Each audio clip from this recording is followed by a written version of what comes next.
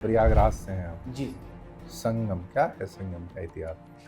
Sir. Bihar जो विशेष राज्य का दर्जा मांगता है बार बार, किससे मांगता है दर्जा? अभी विश्व स्तर पर भारत का फायर पावर इंडेक्स में क्या रैंक है? कुछ आइडिया है? किस आधार पे कह सकते हैं कि हमारा इतिहास बदल रहा है?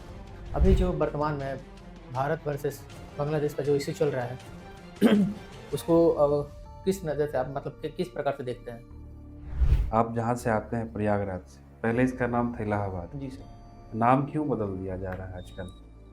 अमेरिका कभी कभी ऐसा नहीं लगता, आपको भी लगता होगा कि वो कभी शांति रहने देना ही नहीं चाहता है विश्व में। उसको लगता है कि आपस में एक दूसरे देश लड़ते रहे तभी तो उसका हथियार बिकेगा।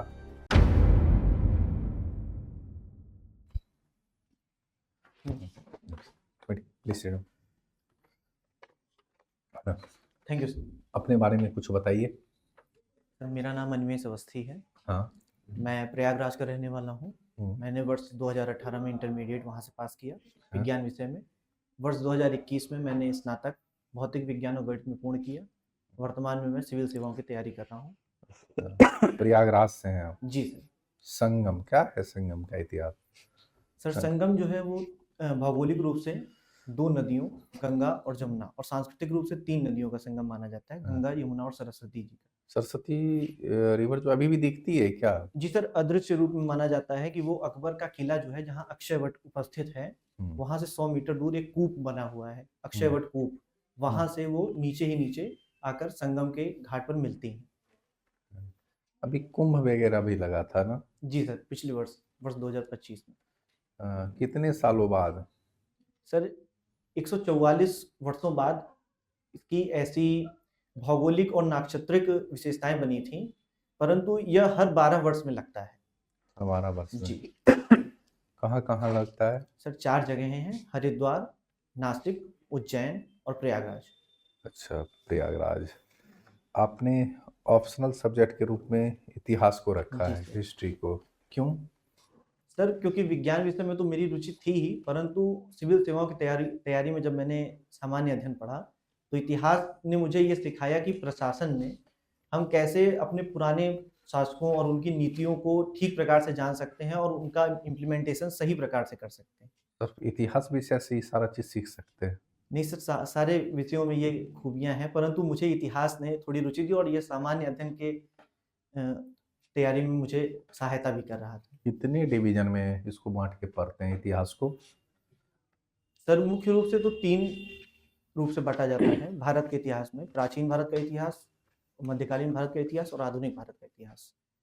और वैश्विक परिप्रेक्ष्य में विश्व इतिहास भी हम लोग करते हैं। किस आधार पे कह सकते हैं कि हमारा इतिहास बदल रहा है?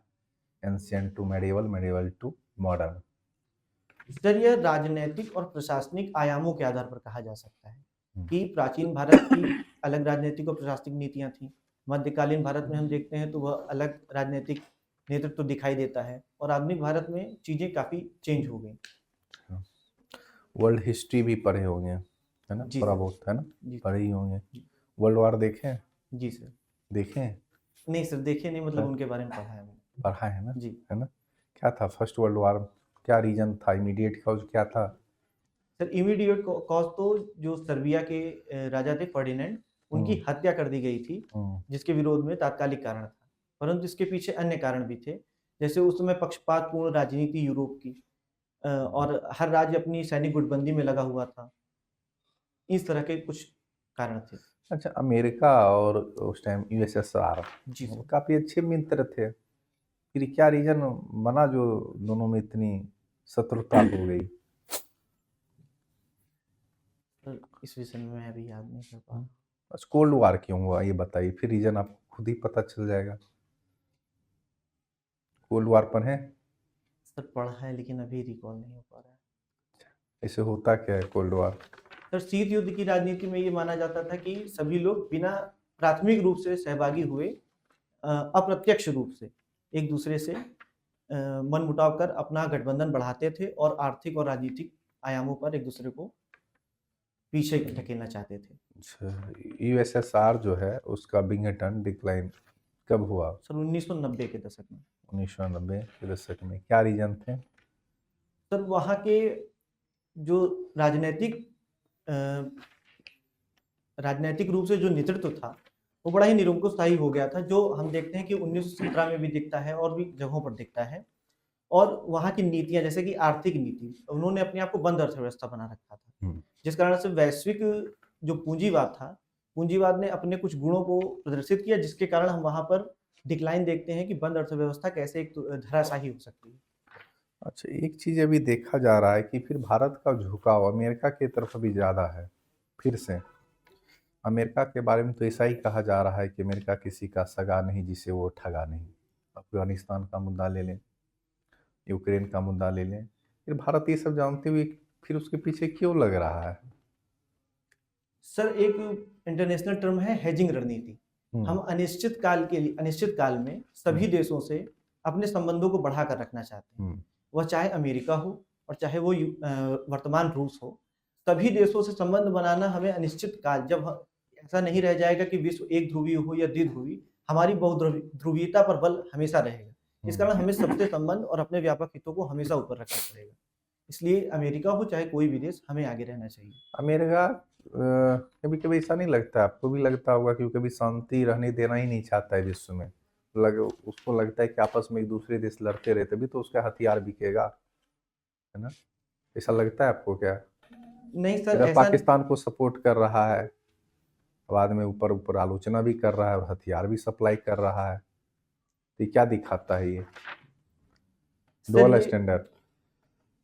तो एक तरीके से कह सकते हैं, पर द्वितीय रूप में तो हम यही मानेंगे कि हर राष्ट्र अपने आर्थिक विकास के लिए अलग अलग नियमों को अपनाता है।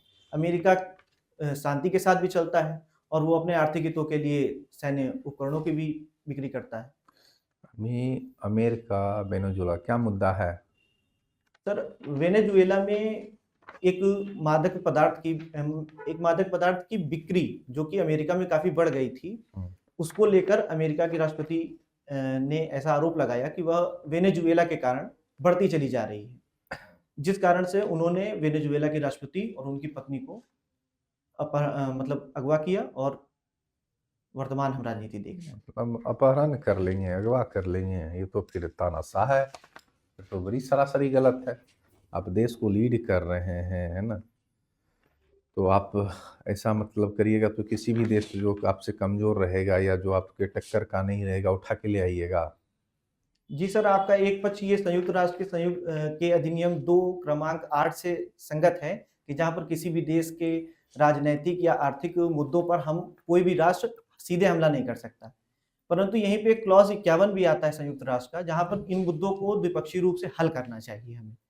तो सर, इसे द्विपक्षीय रूप से हल करना ज्यादा ठीक है। हाँ, वर्तमान राजनीति को देखते हुए कहा जा सकता है कि हाँ, इनमें सुधार की आवश्यकता है। आप यूपी से आते हैं? जी सर। हाँ, थोड़ा बहुत तो प्रशासनिक व्यवस्था देखे ही होंगे। जी सर। वहाँ की प्रशासनिक व्यवस्था और यहाँ की प्रशासनिक व्यवस्था कुछ भिन्नता लगती है क्या आपको? लगता है कि कुछ आएंगे तो यूपी ऐसा सुधार कर देंगे? सर, दोनों जगह व्यवस्थाएं हमें समान रूप से ही प्रशासन के स्तर पर नजर आती हैं। कुछ विशेष कमियां नहीं नजर आती हैं। यूपी तो एकदम धीरे धीरे डेवलप कर रहा है बिहार से। बिहार फिर उस लेवल से बिहार का डेवलपमेंट तो हो नहीं रहा है, कुछ तो कमी रही होगी। करप्शन रेट कितना है यूपी में? करप्शन रेट नहीं याद आ रहा मुझे। बिहार में? सर, बिहार का भी नहीं याद आ रहा मुझे। करप्शन है कि नहीं इंडिया के लेवल पे? सर, यदि भ्रष्टाचार प्रदर्शन सूचकांक को मायने पे रखें हम, तो हाँ, ऐसा कहा जा सकता है कि उस सूचकांक के अनुसार भ्रष्टाचार हमें दिखाई देता है, जिसे वर्तमान में सुधारने के लिए नैतिक प्रयास भी किए जा रहे हैं।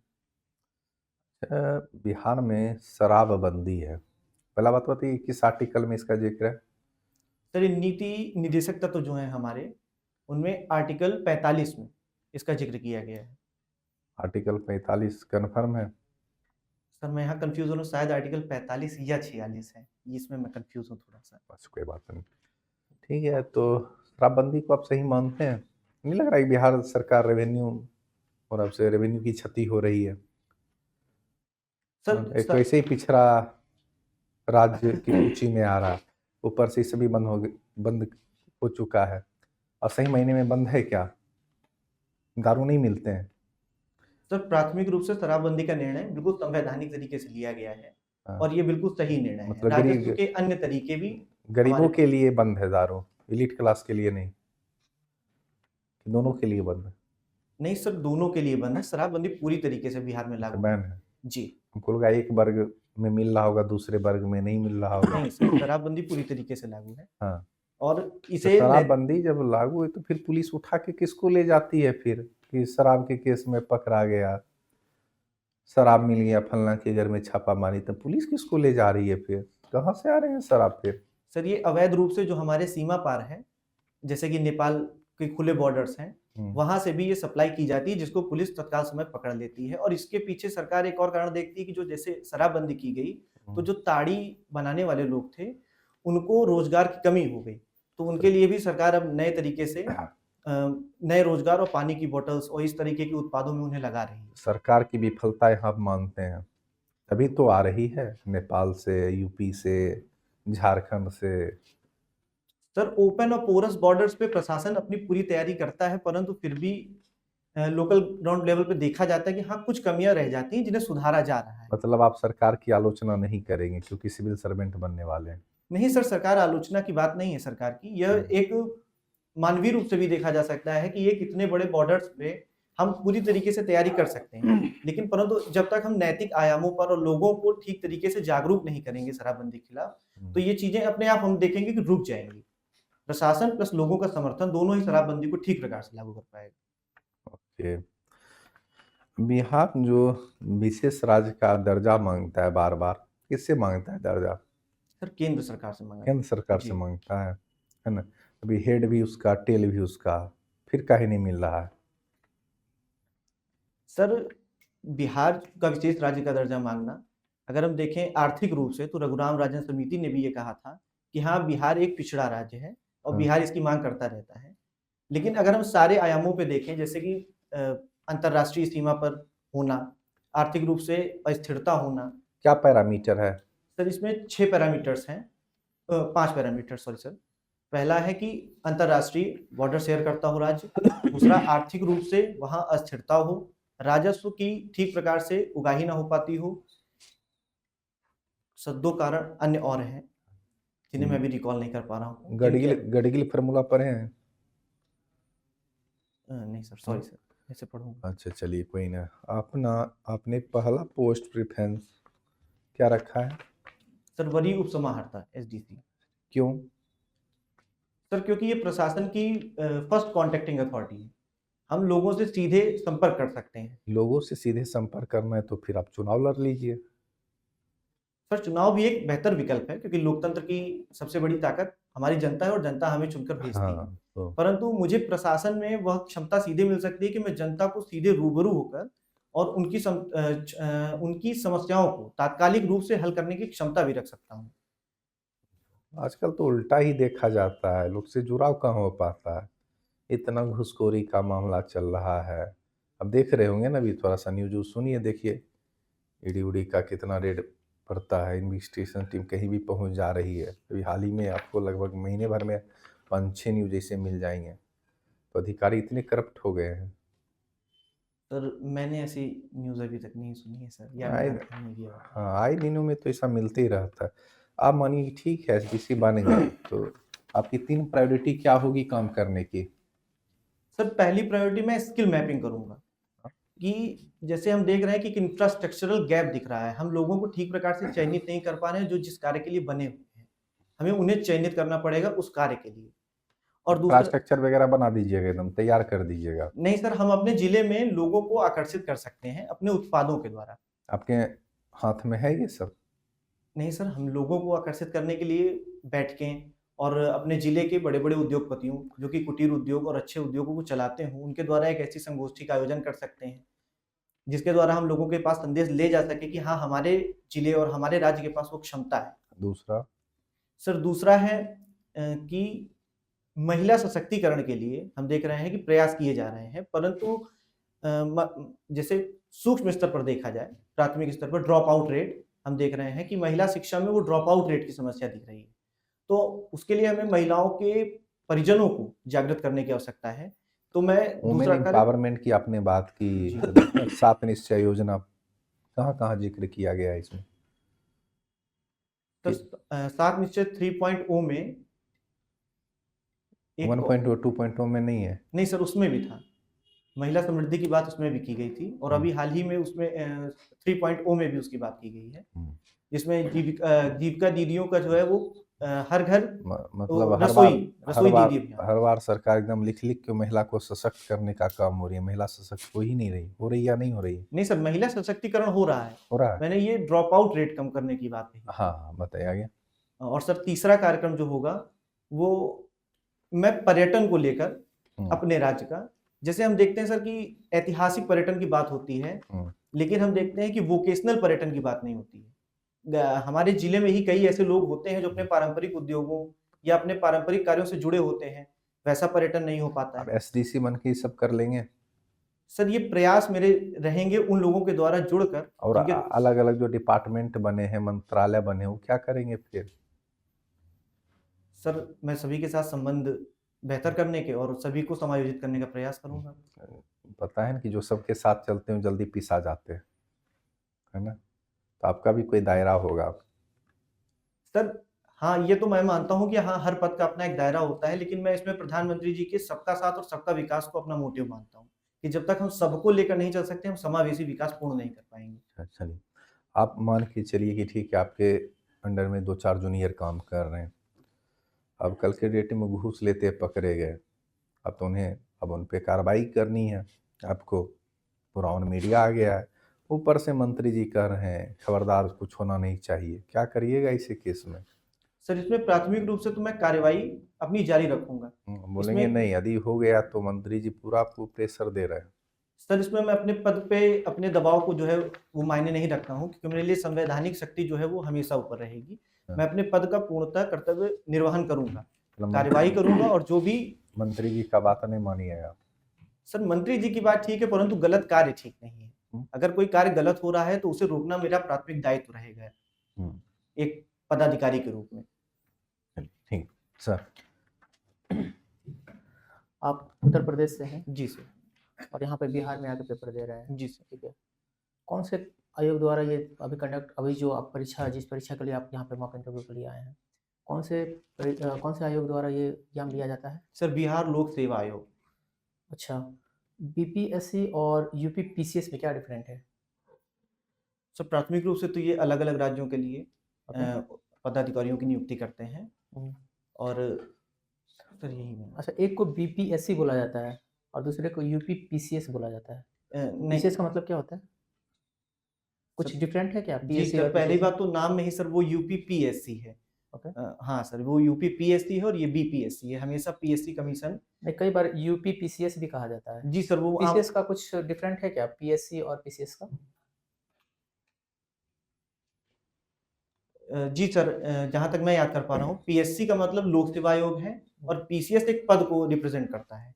पद को रिप्रेजेंट, प्रोविंशियल काउंसिल का नाम सुना है आपने? जी सर, प्रांतीय सिविल सर्विसेज। हाँ जी सर। बिहार में कितने डिस्ट्रिक्ट हैं? सर 38 जिले हैं। सबसे छोटा डिस्ट्रिक्ट कौन सा है? सर शिवहर है।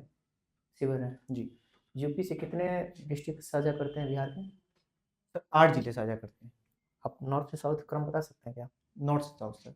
सर पश्चिमी चंपारण, किशनगंज सॉरी सर, पश्चिमी चंपारण, गोपाल, सर गोपालगंज का मैं नाम थोड़ा कंफ्यूज कर रहा हूँ, सीवान, सारण, बक्सर, भोजपुर और रोहतास और कैमूर। रोहतास की सीमा साझा होती है? जी सर, थोड़ी सीमा साझा होती है। ओके, आपने लिखा है कि आपका हॉबीज कुकिंग है। जी। और ये तो काम लेडीज का होता है। नहीं सर, मैं इससे थोड़ा डिफर करता हूँ। ऐसा क्या स्पेशल आप बनाने में रुचि रखते हैं? सर मैं पारंपरिक और मतलब जैसे आजकल जिसे फास्ट फूड कहा जाता है वो भी बना लेता हूँ, और मुझे ज़्यादा मैं सर एक हमारा लोकल उत्पाद है फरा जिसे कहते हैं, जिसमें आप चावल के आटे या गेहूं के आटे की फिलिंग के अंदर दाल, जैसे चने की दाल और थोड़ी सी उड़द की मात्रा आप मिला देते हैं, तो वो हाई प्रोटीन और हाई कार्बोहाइड्रेट दोनों को लेके इनरिच बन जाता है। बहुत बढ़िया। भारत के कोई दो प्रसिद्ध जो ऐसे कुक हैं जो काफ़ी प्रसिद्ध हैं विश्व स्तर पे, कोई नाम बता सकते हैं आप? सर एक हैं संजीव कपूर जी, जो येलो मिर्ची करके एक कंपनी है उसे भी चलाते हैं, होटल, और एक इस समय चल रहा है सर मैं नाम नहीं याद सर, शायद संजीव बरार करके हैं, ऐसे करके हैं। ठीक है। अभी भारत में बृहद स्तर पर एसआईआर रिपोर्ट ये सब सर्वेक्षण चल रहा है, क्या होता है वो? सर एसआईआर एक मतदाता अद्यतन प्रणाली है जो कि लोक प्रतिनिधित्व अधिनियम 1950 की धारा 21 के अंतर्गत हमें नए मतदाताओं को जोड़ने, पुराने मतदाताओं को हटाने और मतदाताओं के जो 2 नाम जुड़े हुए हैं उन्हें भी हटाने का एक कानूनी रूप है। जी, जब कानूनी रूप है तो फिर इसको क्यों ऐसे विवादास्पद रूप से देखा जाता है? विपक्ष द्वारा इसका विरोध भी किया जा रहा है, ऐसा कौन-सा कारण है? सर इसके जो कारण प्राथमिक रूप से दिखाई दे रहे हैं वो ये आरोप लगाया जा रहा है कि चुनाव के ठीक पूर्व कराया जा रहा है। जिसे मैं उतना उचित नहीं मानता, क्योंकि यदि हम चुनाव के ठीक पूर्व कराएँगे तो उसमें मतदाता जागरूक भी होते हैं, क्योंकि वोट उनका प्राथमिक अधिकार है। तो वह उतनी ही उत्सुकता से, जैसे कि हम देखेंगे बिहार चुनाव इस बार उतनी लगभग 66.2% लोगों ने रिकॉर्ड स्तर पर, और महिलाओं ने 71% मतदान किया, जो कि एक रिकॉर्ड स्तर पर मतदान किया गया है, जिसे हम मतदाताओं की जागरूकता के रूप में देख सकते हैं। ओके, आपका ऑप्शनल हिस्ट्री है, ठीक है? जी सर। थोड़ा-सा हाइपोथेटिकल क्वेश्चन है। अगर गांधी जी ना होते तो फिर आज़ादी का क्या स्वरूप होता? क्या मतलब डिफरेंट होता उसमें? सर यदि गांधी जी ना होते तो हाँ, थोड़ा क्रांतिकारी जो चरण है हमारा, वो थोड़ा उग्र होता और आज़ादी मिलने में संभवतः थोड़ी देरी हो सकती थी, परंतु आज़ादी हमारा भविष्य था, वो तो हमें मिलनी ही थी, क्योंकि हमारे सभी क्रांतिकारियों और अन्य लोगों का भी योगदान था। मतलब उनके आने से क्या ऐसा मतलब परिवर्तन देखा गया था? क्या ऐसा परिवर्तन हो गया था ड्रास्टिक, ऐसा कुछ चेंज सर जो पहले नहीं हो रहा था? प्राथमिक रूप से सर नेतृत्व मिला था हमें। एक माना जाता है कि एक अच्छा नेता एक अच्छी भीड़ को केंद्रित कर सकता है। उसके पास वो शक्ति होती है कि लोगों को आगे ले जा सके। पहले भी नेता थे, जैसे लाला लाजपत राय वगैरह इस तरह के नेता थे, तो जी इसमें क्या सर, ऐसा मतलब? ये सभी लोग थे, परंतु हम देखते हैं कि एक क्षेत्रीयता सब में विद्यमान थी। सभी के कार्य एक क्षेत्रीय रूप में लोग काफ़ी ऊपर स्तर तक ले जाते थे, परंतु गांधी जी को एक राष्ट्रीय आइकन के रूप में माना जाता था। ठीक है। अभी सर ने पूछा कि वेनेजुएला वाला जो केस है, जी। ठीक है? ऐसा यूएसए के पास ऐसा क्या है जिसको महाशक्ति के रूप में देखा जाता है? कोई ऐसा 5 कारण बता सकते हैं कि सर ये इसको महाशक्ति के रूप में क्यों देखा जा सकता है? सर प्राथमिक रूप से तो उनकी अर्थव्यवस्था काफ़ी बड़ी है। ठीक है? द्वितीयक रूप में उनके पास तेल के उत्पाद और अन्य जो संसाधन जिन्हें हम कहते हैं ऊर्जा संसाधन, उन पे भी उनकी काफ़ी बढ़त है। तृतीयक रूप में उनके पास साहित्यिक आधार और मानवीय आधार, जैसे लोकतंत्र की प्रथम जननी के रूप में उसे जाना जाता है। लोकतंत्र की प्रथम जननी यूएसए है, नहीं सर, संविधानवाद की प्रथम जननी, मतलब संविधान पहला वहाँ पे लिखा था। ठीक है? और चौथा और सर अभी हम नहीं आता। ठीक है। अभी विश्व स्तर पर भारत का फायर पावर इंडेक्स में क्या रैंक है? कुछ आइडिया है? सर आप आज्ञा दें तो मैं अनुमान। बिल्कुल, बिल्कुल। सोचिए। सर फायर पावर इंडेक्स में एशिया फायर पावर इंडेक्स में सर शायद चौथा स्थान है हमारा। तीसरा है। तीसरा, सॉरी सर, हाँ, अमेरिका चीन के बाद तीसरा। ओके। अभी जो वर्तमान में भारत वर्सेस बांग्लादेश का जो इश्यू चल रहा है उसको किस नज़र से आप मतलब कि किस प्रकार से देखते हैं? सर जो वर्तमान में भारत बांग्लादेश, सर मैं इसे विवाद नहीं कह सकता, ये बांग्लादेश का आंतरिक संघर्ष का मुद्दा है। हम ये देख रहे हैं कि एक हमारा पड़ोसी आंतरिक रूप से संघर्षरत है, तो भारत हमेशा नेबरहुड फर्स्ट पॉलिसी को अपनाता है, और वहाँ हम कूटनीतिक रूप से, अभी हम देखते हैं हाल ही में हमारे विदेश मंत्री जी भी वहाँ गए थे, कूटनीतिक स्तर पर और 2+2 वार्ता के द्वारा उसे सुधारने का प्रयास किया जा रहा है। अभी अल्पसंख्यक को लेकर इतना ज़्यादा बहसबाजी चल रहा है, वहाँ पे अल्पसंख्यकों को इतना प्रताड़ना मिल रहा है, तो इसको लेकर गवर्नमेंट कुछ इनिशिएट क्यों नहीं कर रही है? कुछ तो कदम लेना चाहिए, भारत इतना विशाल सर कंट्री है। कूटनीतिक स्तर पर वार्ता जारी है, जैसा कि मैंने भी बताया आपको कि विदेश मंत्री जी गए थे और विभिन्न मुद्दों पर बात हुई। साथ ही में वहाँ पर शांति और जो हाल ही में चुनाव होने वाले हैं फरवरी माह में, उस पर भी बात की गई, ताकि और हम देखते हैं सर विदेश मंत्रालय में भी बांग्लादेश के जो राजनीतिज्ञ हैं, वो सॉरी सर जो एम्बेसडर हैं, उन्हें तलब भी किया गया था और उनसे विभिन्न सूचनाएँ माँगी गई कि ऐसी वहाँ पे समस्याएँ क्यों हो रही हैं, इन्हें जल्द से जल्द सुधारा जाए। अनिमेश जी, जी सर। बिहार में आप क्यों जॉब करना चाहते हैं? सर मेरा उद्देश्य लोक सेवा है, वह चाहे राज्य में मतलब उत्तर प्रदेश हो और चाहे बिहार हो, चाहे वह संघ लोक सेवाएँ हो, मेरा उद्देश्य सेवा है, वो कहीं भी रहकर हो सकती है। तो यहाँ ज़्यादा अवसर मिल रहा है बिहार में? नहीं सर, ये अवसर की बात नहीं है, मुझे यहाँ तक आने का मौका मिला इसकी बात है सर। सही बात। आप जहाँ से आते हैं प्रयागराज से, पहले इसका नाम था इलाहाबाद। जी सर। तो नाम क्यों बदल दिया जा रहा है आजकल? इसके पीछे आपका क्या अपना वक्तव्य है? सर, नाम बदलने का उद्देश्य, मेरा मूल वक्तव्य है कि अगर नाम बदलने का उद्देश्य सांस्कृतिक संरक्षणवाद हो, हम अपनी संस्कृतियों की संरक्षा के लिए अगर नाम बदलते हैं तो वो ठीक है, ये बिल्कुल सही है। सर। संस्कृतियों की संरक्षा और अपनी पीढ़ियों को देने के क्रम में ये मुझे ठीक लगता है। तो नाम पहले से जो था वो क्या गलत रखे गए थे? नहीं सर, नाम पहले भी ठीक थे। तो अभी क्यों बदला जा रहा है? सिर्फ संस्कृति के संरक्षण के लिए? जी सर। बस, और कोई दूसरा मोटिव नहीं है? सर और मैं भी आपको आपने जिक्र किया कुंभ का। जी। अर्धकुंभ और महाकुंभ में क्या अंतर है? सर, अर्धकुंभ हर 6 वर्ष में आता है, जबकि महाकुंभ हर 12 वर्ष में आता है। 12 वर्ष। जी। अच्छा। हिस्ट्री, चूंकि आपने कहा कि ऑप्शनल, मैंने प्रशासन की तैयारी के दौरान मैंने पढ़ा और रुचिकर मुझे लगी, जी। तो मैंने हिस्ट्री को ऑप्शनल में रखा। जी सर। अब बताइए कि ब्रिटिश की जो प्रशासनिक नीति थी, क्या थी वो?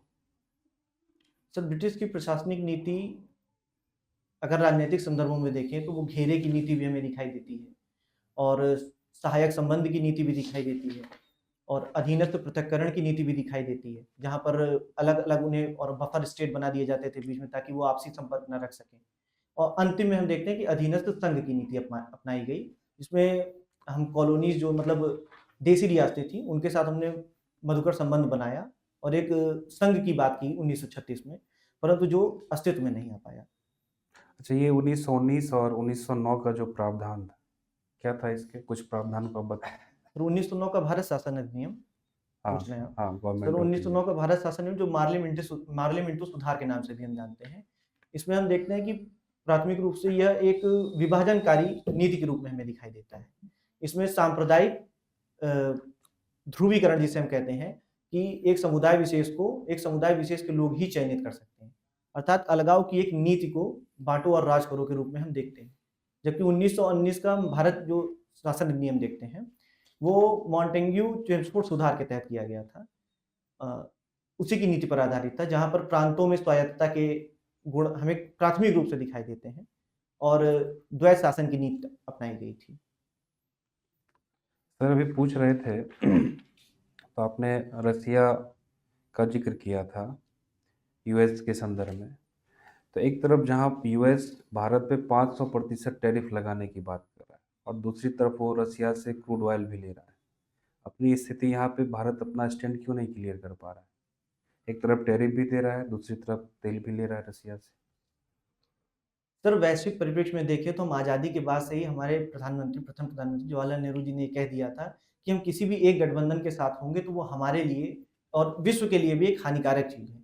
हमारे आज किसी से संबंध ठीक है, ऐसा संभव नहीं कि 2 दशक बाद भी उनसे नॉन संबंध ठीक। अलाइनमेंट मूवमेंट की बात कर रहे हैं आप?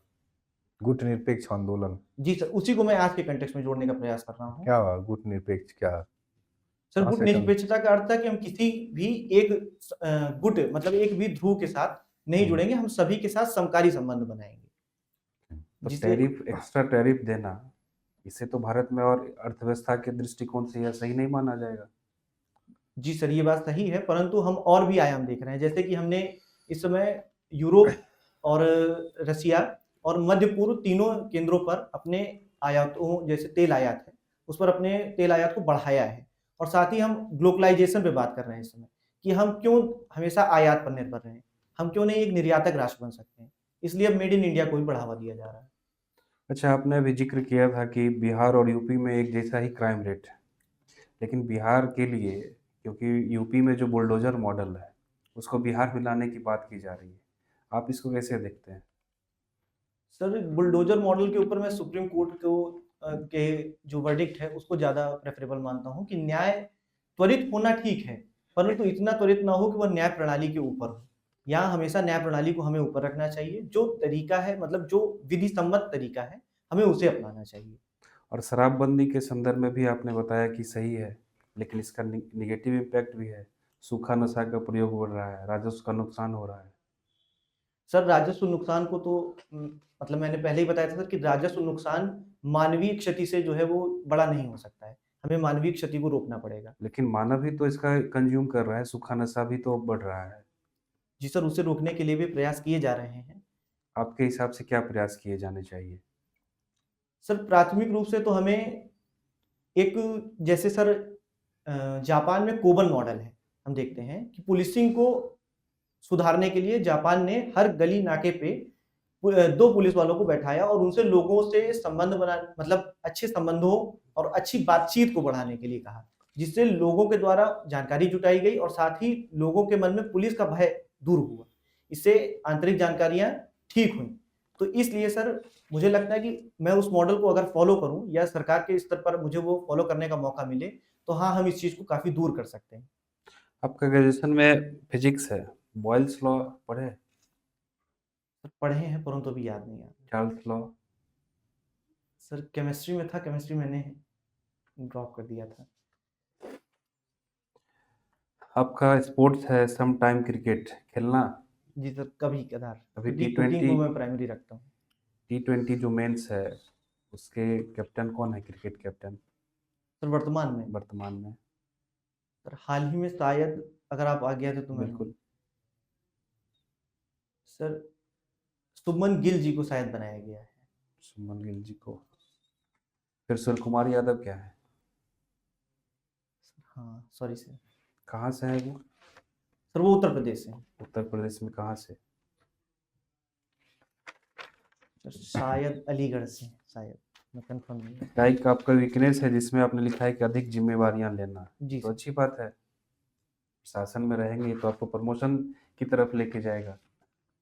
सर कई बार ज़्यादा ज़िम्मेदारियाँ लेना चीज़ों को बोझिल बना देता है, मैंने ये महसूस किया है। अगर हम कार्य वितरण के सिद्धांत को यहाँ पर अपनाएँ और टीम वर्क की तरह काम करें, अगर हम हर व्यक्ति को उस कार्य को दें जो वो अच्छे तरीके से कर सकता है और उतना ही कार्य दें जितना वो आसानी से कर सके, तो ये ज़्यादा ठीक है। इसलिए मैं इस समय सर इस कमी को दूर करने का प्रयास कर रहा हूँ, कार्य विभाजन के द्वारा। एक आपका जो पोस्ट प्रेफरेंस है उसमें डीएसपी दिया है आपने। जी सर। एसडीपीओ और डीएसपी में क्या अंतर होता है? सर एसडीपीओ को हिंदी आप बता सकते हैं? सब डिविजनल पुलिस ऑफिसर जो होते हैं।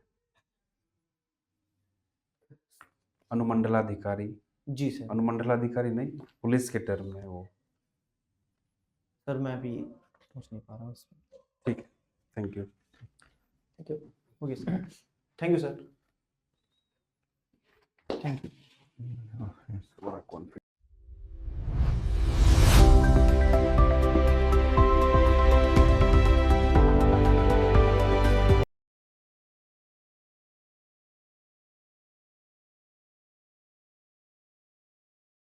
सॉरी सर, गेट तेज बंद हो गया। बढ़िया। आपको खुद का इंटरव्यू कैसा लगा निलेश? सर ज्ञान की कुछ कमी है।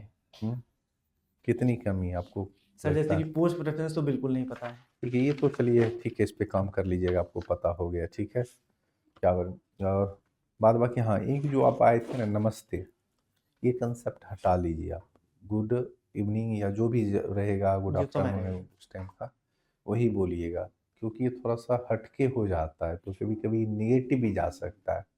तो जो चल रहा है ना, गुड मॉर्निंग या गुड इवनिंग। हाँ, जी सर। उसी को फॉलो करिए तो ज़्यादा। बाद बाकी आपकी कंटेंट भी अच्छी है, कन्वीनियंट, क्योंकि कंसेप्ट आपके क्लियर है, फैक्ट पे तो हर कोई पूछ सकता है, ठीक है ना। तो कंटेंट भी अच्छा है, कॉन्फिडेंस भी अच्छा है, साउंड की क्वालिटी जो आप बोल रहे हैं वो भी अच्छा है, ना स्पीड है ना कुछ उतना स्लो है, तो हर चीज़ सही है। कुछ ज़्यादा करने की ज़रूरत नहीं है। कब टीवी तो आज ही था, इसी हिसाब से आपका इंटरव्यू होगा सर सेकंड फेज में। और अच्छे नंबर मिलेंगे, 80 से 90 नंबर आपको मिलेंगे इसमें, है ना। मेंस कैसा गया? सर मतलब जो सही बताएं, डीआई मेरा सिर्फ 38 नंबर ही बना है। और ठीक है, चलिए, कोई एक DI ऐसे फैक्टर वगैरह नहीं है। सब सर बाकी तो हम लोग मतलब यूपी का मेंस लिखते हैं तो पेपर हम लोग का टाइम पे हो जाता है और अच्छे से हो जाता है। तो DI एक फैक्टर नहीं है कि सिर्फ DI 38 बाकी सही है ना। बाकी हाँ सर, 38 तो एग्जैक्ट ठीक है। 38 क्या 40 बोलेंगे उसे सर। 8 हाँ। नंबर के 4 सवाल मेरे गलत हैं, ऐसे 32 वगैरह सब बढ़िया है ना उसमें, निबंध हाँ वगैरह? सर, ऐसे भी अच्छा गया था मेरा। हो सकता है थोड़ा रैंक में 19-20 हो, लेकिन आपका टॉप 100 के आसपास रहेंगे, आपके अच्छे रैंक मिलेंगे, है ना। क्योंकि DI ये होता है क्या, थोड़ा सा रैंक ऊपर कर देता है, लेकिन ऐसा नहीं है सिर्फ DI फैक्टर है। आप जो पोस्ट रखे हो STC, बहुत सारे पोस्ट आपको मिल जाएंगे। सर यही- एक सिली क्वेश्चन था हाँ। थोड़ा सा, कि जैसे हम आज भी डीवी के लिए गए थे, कई लोगों से पूछ रहे हैं, सब लोग अपना डीआई बता रहे हैं सर 60 के ऊपर, और मेरा 38 है, तो हमें थोड़ा सा डर लग रहा है। एक बहुत का एसी लैकिंग है, बहुत का GS1 GS2 लैकिंग है, ऐसा बोले नहीं, ये मैटर नहीं करता है। पूरा लैकिंग होता तो एक लगता कि हाँ कोई दिक्कत नहीं है। श्योर है ना, कंफर्म है ना? 38 हाँ साल मेरे सर हाँ। मतलब 40 तो एग्जैक्ट है, वो 38 हम बोल गए फ्लो में, अच्छा। हम 40 मेरे गारंटी एग्जैक्ट हैं। हम गारंटी बिल्कुल, के कोई साथ आप बोलते हैं आपका सिलेक्शन नहीं रुकेगा, आप लिख के ले लीजिए। और दूसरी मैम। बात कि ये आप जीजे से भी पूछ रहे हैं, हम्म। अब उससे तो कुछ इम्पैक्ट पड़ेगा नहीं, कुछ जी सुधार सर। तो अपने हाथ में है नहीं, तो आप जितना वर्क कर सकते हैं अपने ये डेस्क पे कर लीजिए, अभी आपके हाथ में इंटरव्यू है। क्या ठीक है, 10 तो नंबर इस पे इधर ही जितना वर्क बढ़ा कर लेंगे, हाँ सही बात है ना। कंटेंट तो आपका अच्छा है, कंटिन्यूस कॉन्फिडेंस लेवल भी अच्छा है, आपका वे ऑफ है, हर टॉकिंग चीज बढ़िया में है, आपका। प्रेजेंटेशन भी अच्छा है हाँ इनका। आप प्रेजेंटेशन भी जिधर आपका चाहे अच्छा है, उधर का इंटरव्यू को ले जा सकते हैं। हम्म। तो ज़्यादा कुछ काम करने की ज़रूरत नहीं है ना। बाद बाकी आपके जो मित्र थे प्रेम, अरे भैया हाँ तो उनका भी सारा कुछ सही है हाँ बताए थे वो, ना। उन्होंने बहुत मतलब एकदम फोर्सफुली उन्होंने कहा था कि यहाँ जरूर जाना है, इसलिए हमारी ट्रेन 7 बजे की, लेकिन हम यहाँ बैठे हैं कि बिल्कुल सर के पास तो जाना ही है। अब तो लेट हो जाएगा आपको। लेट हो ही गया। आराम से। नहीं और सर, तो दूसरी ट्रेन पकड़ लेंगे, जरूरी ये था और हमारे कोई लिए। दिक्कत होगा तो कनेक्ट कर लीजिए, तो नहीं सर, लगे तुरंत आपसे। भी बीच में लगेगा दिक्कत है, तो इसलिए हम कर भी दिए शेड्यूल, नहीं तो थोड़ा थोड़ा सा हाँ व्यस्तता रहती, लेकिन बोले तो कहीं नहीं थैंक कर यू दो सर, आपने इनका, समय दिया। है ना। ठीक है, बाद बाकी ठीक है। सर ये पेमेंट फीडबैक जो मतलब आपने बताया सर, ये मतलब हमको कैसे मिलेगा? मिल जाएगा, ऐप पे चला जाएगा। ऐप पे मिल जाएगा? हाँ पूरा वीडियो ही ऐप पे देख लेंगे आप, है ना। अच्छा अच्छा ठीक है ना। ठीक। और जितने अच्छे अच्छे और भी टॉपर कैटेगरी के हैं जो दिए हैं, कुछ को ऊपर का हम रैंक वाइज सजा देंगे, उनका भी आप देख के सीख सकते हैं, जी सर। है ना।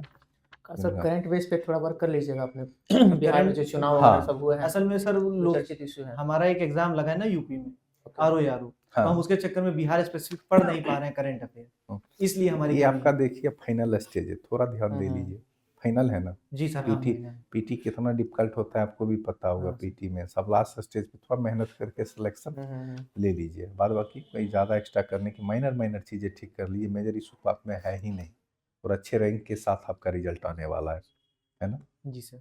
ठीक है ना अनिमेश, ठीक है। अगर की सर। फीस नहीं ना लिए गए तो दीजिए, वो फीस एक नॉर्मल रखेंगे, बच्चे आए नहीं दीजिएगा कोई दिक्कत नहीं, ठीक है जाइए।